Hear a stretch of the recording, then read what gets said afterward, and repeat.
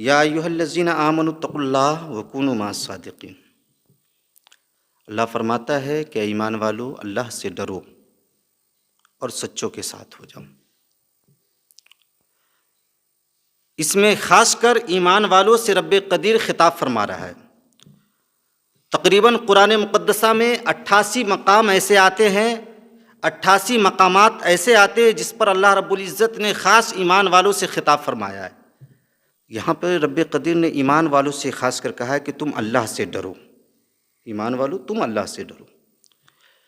اس سے سبق یہ ملتا ہے کہ حقیقت معنی میں اگر اللہ رب العزت سے کوئی ڈرنے والا ہے، جیسا کہ ڈرنے کا حکم ہے، ہو بہو کوئی اس طرح ڈرنے والا ہے تو وہ کوئی اور نہیں ہے بلکہ وہ صرف اور صرف صاحب ایمان ہے۔ سبحان اللہ، صاحب ایمان ہے جو اللہ سے ڈرا کرتا ہے جیسا کہ اس سے ڈرنے کا حکم ہے۔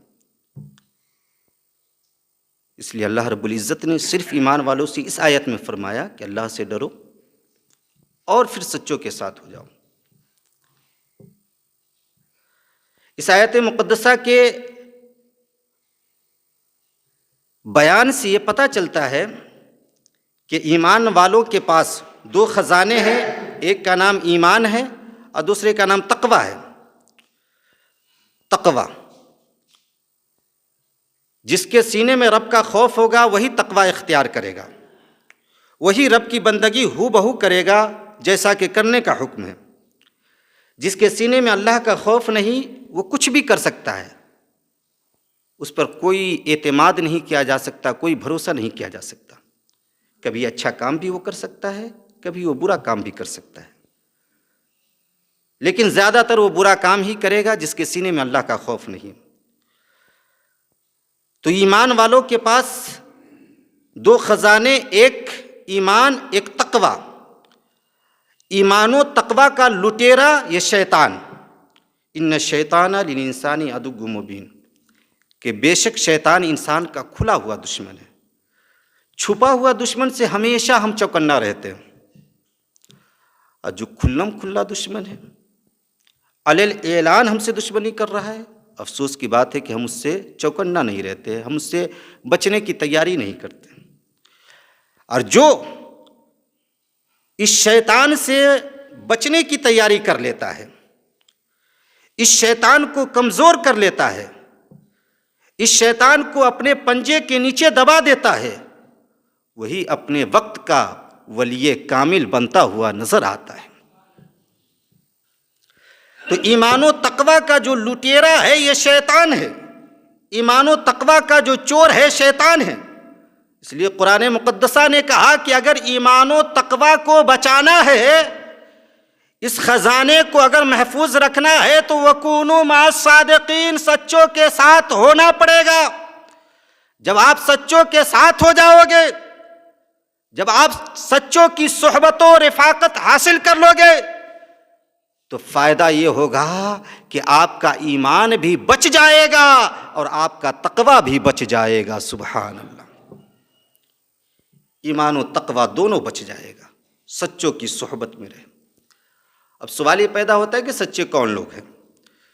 تو آپ دیکھیں، نماز کے اندر دنیا کا ہر مسلمان، چاہے وہ جس مکتب فکر کا ماننے والا ہو، نماز کے اندر یہ ضرور کہتا ہے صراط الذین انعمت علیہم، مولا تو ہمیں ان لوگوں کے راستے پر چلا، ان کے راستے پر چلا جن پر تیرا انعام ہوا۔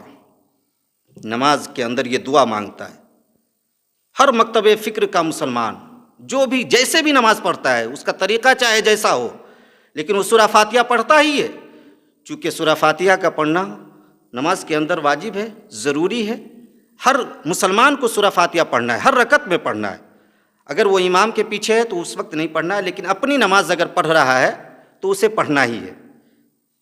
امام کے پیچھے نہیں ہے تو جو بھی نماز وہ پڑھ رہا ہے اس میں سورہ فاتحہ اس کو پڑھنا ہے، امام کے پیچھے تو خاموش رہنا ہے۔ تو دنیا کا ہر مسلمان نماز کے اندر یہ دعا کرتا ہے صراط الذین انعمت علیہم، کہ مولا تو ہمیں ان لوگوں کے راستے پر چلا جس پر تیرا انعام ہوا۔ اب انعام کن لوگوں پر ہوا؟ ایسے تو رب کا انعام سارے مسلمانوں پر ہے، سارے انسانوں پر ہے سمجھیے، لیکن خصوصی انعام کس پر ہوا؟ خصوصی فضل و کرم اللہ کا کس پر ہوا؟ تو بغیر ذہن پر زور ڈالے ہوئے قرآن مقدسہ سے ہی پوچھ لیتے ہیں۔ جب ہم قرآن مقدسہ سے پوچھیں گے تو وہی قرآن ہمیں یہ بتائے گا کہ انعم اللہ علیہم من النبیین والصدیقین والشہداء والصالحین، کہ اللہ کا جو انعام ہوا ہے، خاص جن لوگوں پر انعام ہوا ہے ان کے 4 گروہ ہیں۔ پہلا گروہ ان میں سے نبیین کا ہے، دوسرا گروہ صدیقین کا ہے، تیسرا گروہ شہداء کا ہے، اور چوتھا گروہ صالحین یعنی اولیاء کرام کا ہے۔ سبحان اللہ۔ رب قدیر کا جو خاص انعام ہوا ہے انہی 4 گروہوں کے اوپر ہوا ہے۔ یہی وجہ ہے کہ پوری دنیا کا مسلمان نماز کے اندر یہ دعا مانگتا ہے، مولا تو ہمیں ان پاک لوگوں کے نقش قدم پر چلنے کی توفیق عطا فرما۔ نماز کے اندر یہ دعا مانگتا ہے۔ یہ اور بات ہے کہ کچھ لوگ ایسے بھی ہیں جو نماز میں دعا کرتے ہیں کہ مولا تو ہمیں ان پاک لوگوں کے نقش قدم پر چلنے کی توفیق عطا فرما۔ نماز کے باہر اس بات کا انکار کرتے، کچھ نماز میں کہتے ہیں، نماز کے باہر انکار کرتے، لیکن الحمدللہ ہم لوگ وہ سنی مسلمان ہیں جو نماز میں بھی یہ دعا کرتے ہیں، مولا تو ہمیں ان پاک لوگوں کے نقش قدم پر چلنے کی توفیق عطا فرما، اور نماز کے بعد بھی اس دعا پر ہم قائم و دائم رہا کرتے ہیں۔ سبحان اللہ، قائم و دائم رہا کرتے ہیں۔ نبیین کے راستے پر چلا، مولا تو ہمیں نبیین کے راستے پر چلا، صدیقین کے راستے پر چلا، شہداء کے راستے پر چلا، اور صالحین کے راستے پر چلا، یعنی تو اولیاء کرام کے اپنے نیک بندوں کے راستے پر چلا۔ نماز میں بھی دعا کرتے ہیں اور نماز کے باہر بھی ہم اس دعا پر قائم رہتے ہیں۔ لہٰذا اگر ایمان و تقوی کو بچانا ہے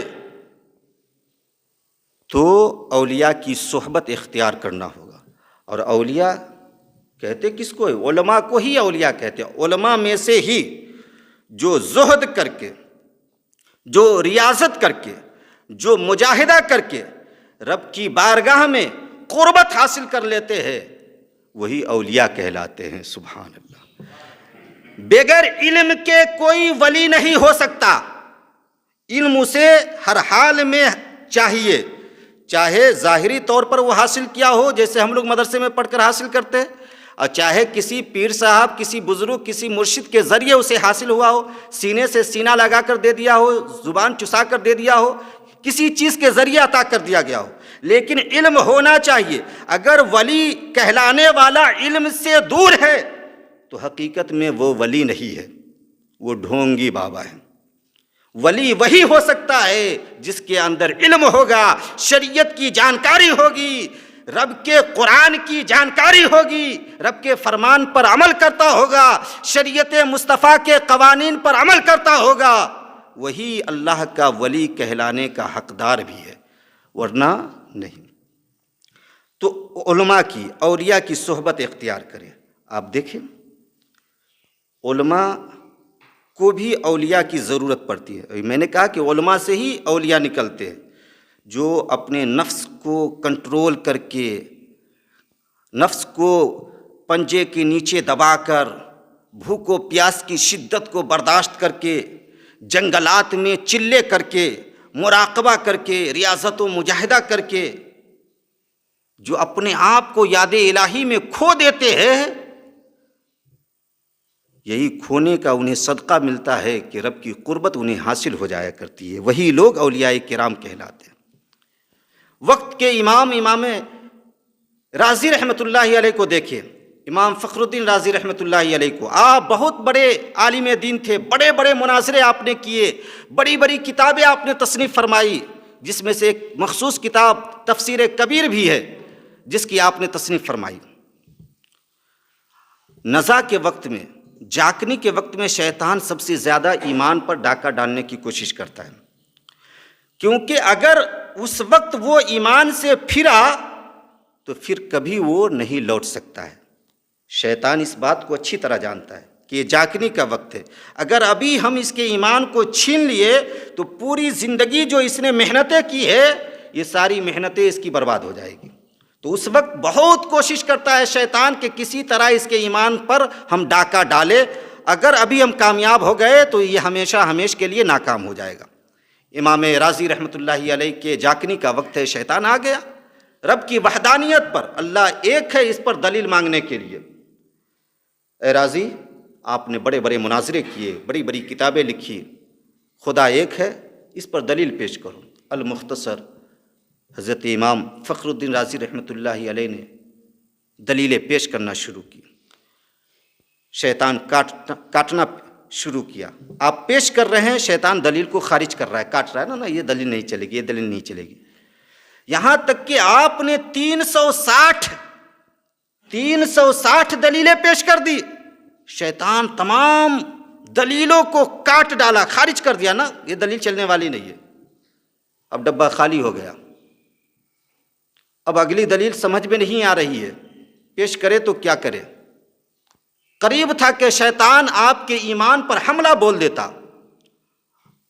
اولیاء کرام کی رفاقت کتنی ضروری ہے۔